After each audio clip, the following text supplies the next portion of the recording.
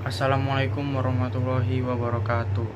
Kami dari kelompok Tempe Kedai 12 MIPA 7 SMA N 3 Kabupaten Tangerang ingin mempresentasikan hasil pengolahan data survei kepuasan kemasan makanan fungsional kelompok kami. Pada presentasi kami akan membahas tentang yang pertama ada pengambilan data, yang kedua ukuran pemusatan data, yang ketiga penyajian data. Proses pengumpulan data. Pada pengumpulan data survei ini, target kami adalah sebanyak 100 responden yang diambil dari banyak kalangan tanpa ketentuan tertentu melalui beberapa platform media sosial, dan jumlah responder yang kami dapatkan mencapai 108 responder. Media pengumpulan data. Kami menggunakan media Google Form sebagai tempat para responder memberikan surveinya. Untuk platform media sosial yang kami gunakan adalah WhatsApp, Instagram, Facebook, Telegram, dan lainnya. Subjek yang disurvei. Pada survei ini, subjek yang digunakan untuk survei adalah kemasan dari makanan fungsional. Makanan fungsional yang dikemas diantaranya adalah sup kentang, pepes tempe, dan kolak pisang. Hasil pengumpulan data survei. Setelah proses pengumpulan data survei dan diurutkan, maka didapatkan hasil sebagai berikut. Cara untuk menentukan tabel frekuensi. Yang pertama ada rank atau jangkauan data, yaitu dengan data terbesar dikurangi dengan data terkecil. Data terbesarnya diperoleh 100 dan data terkecilnya diperoleh 70. R sama dengan 100 dikurang 70, yaitu 30. Yang kedua, banyak kelas sama dengan 1 plus 3,3 log N. Nah, 1 plus 3,3 log 108 dari total frekuensi. Jadi 1 plus 3,3 log 108 sama dengan 7,710 sama dengan 8 dibulatkan. Untuk yang ketiga ada panjang kelas P sama dengan 30 bagi 8. 30 dari rank, 8 dari banyak kelas sama dengan 4. Membuat tabel frekuensi. Penilaian dan frekuensi. Panjang kelas tadi sudah kita tentukan, yaitu 4. Rentang nilai 70 sampai 73 yaitu 4. Jadi rentang nilai 70 sampai 73 frekuensinya 3, rentang nilai 74 sampai 77 frekuensinya 0. 78 sampai 81 frekuensinya 7, 82 sampai 85 frekuensinya 14, 86 sampai 89 frekuensinya 22, 90 sampai 93 frekuensinya 37, 94 sampai 97 frekuensinya 12, 98 sampai 101 frekuensinya 13. Total frekuensi adalah 108 sama dengan total dari data yang kita punya. Untuk penilaiannya, banyaknya kelas tadi kita sudah peroleh yaitu 8 dan panjang kelasnya yaitu 4. Penyajian data dengan grafik histogram.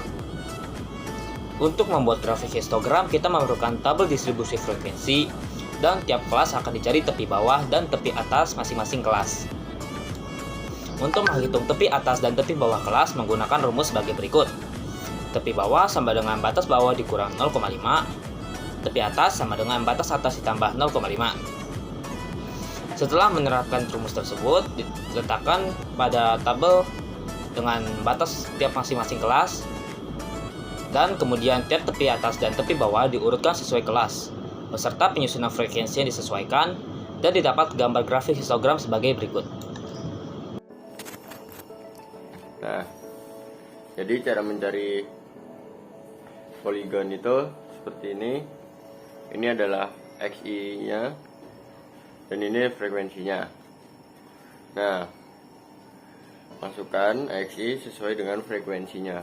Lalu titik sesuai dengan frekuensinya, lalu garis seperti ini. Di sini saya akan menjelaskan tentang OGIF dan bagaimana cara membuatnya. OGIF merupakan salah satu istilah dalam statistika berupa grafik yang digambarkan berdasarkan data yang sudah disusun dalam bentuk tabel distribusi frekuensi kumulatif. OGIF dibagi menjadi dua, yaitu OGIF positif dan OGIF negatif.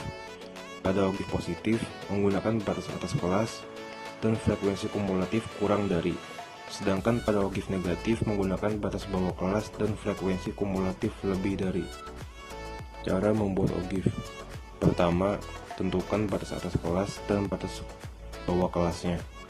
Kemudian untuk tabel frekuensi kumulatif kurang dari atau OGIF positif, gunakan batas atas kelasnya dan hitunglah frekuensi kumulatifnya dari masing-masing nilai. Untuk frekuensi kumulatif lebih dari atau OGIF negatif, gunakan batas bawah kelasnya dan hitunglah frekuensi kumulatif dari masing-masing nilai. Setelah itu, kita baru bisa membuat OGIF-nya. Untuk bentuk OGIF-nya dapat dilihat di sini. Ukuran pemusatan data. Ukuran pemusatan data digunakan untuk mendapatkan gambaran yang lebih jelas mengenai sekumpulan data. Ukuran pemusatan data ini terdiri dari mean, median, dan modus. A. Mean. Mean adalah perhitungan jumlah nilai data dibagi dengan banyaknya observasi atau banyaknya individu. Nama lain dari mean adalah rata-rata. Pada data yang disajikan dalam bentuk kelompok, nilai mean merupakan pendekatan dari hasil bagi antara perkalian frekuensi setiap kelas dan nilai tengah pada setiap kelas dengan jumlah frekuensi. Nilai tengah pada setiap kelas atau XI diperoleh dengan mencari nilai rata-rata pada setiap interval kelas. Caranya itu dapat dilakukan dengan menjumlahkan nilai terendah dan tertinggi, kemudian membaginya dengan 2. Misal, sebuah kelas itu memiliki interval 70 sampai 73 dan titik tengah kelas tersebut adalah 71,5. Hasil penjumlahan nilai tengah atau XI dan frekuensi FI setiap kelas dibagi dengan jumlah frekuensi semua kelas, merupakan nilai mean atau rata-rata.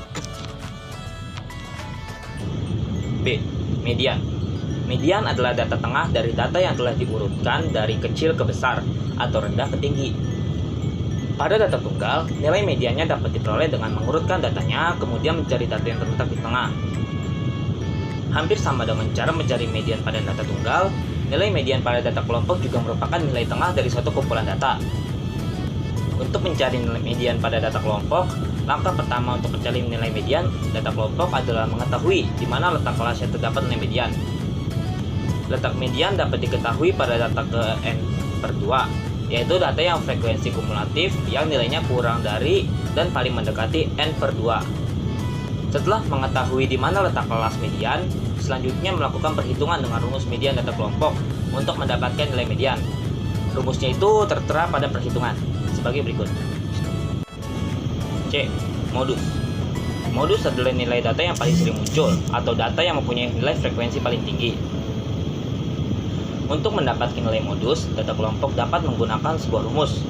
Rumus modus data kelompok dapat dilihat seperti persamaan nih. Rumus modus data kelompok itu modus sama dengan tepi bawah ditambah D1 per D1 tambah D2 dalam kurung dikali panjang kelas. Kesimpulan hasil penelitian data. Statistik adalah ilmu dan seni pengembangan dan metode yang paling efektif untuk mengembangkan, menabulasi, dan menafsirkan data kuantitatif sedemikian rupa, sehingga kesalahan dalam kesimpulan estimasi dapat diperkirakan menggunakan pendekatan induktif berdasarkan probabilitas matematika atau peluang. Perhitungan statistika berfungsi sebagai bank data atau penyedia atau sumber suatu data. Data tersebut dapat dibaca, dianalisis, maupun diolah untuk menjelaskan suatu keadaan. Pada perhitungan survei ini kiranya dapat digunakan sebagai penyajian data kami yang dapat digunakan sebagai bahan evaluasi dalam pembuatan kemasan, makanan, atau ide produk lainnya. Jadi itu dia presentasi dari kelompok kami. Kurang lebihnya mohon maaf. Wassalamualaikum warahmatullahi wabarakatuh.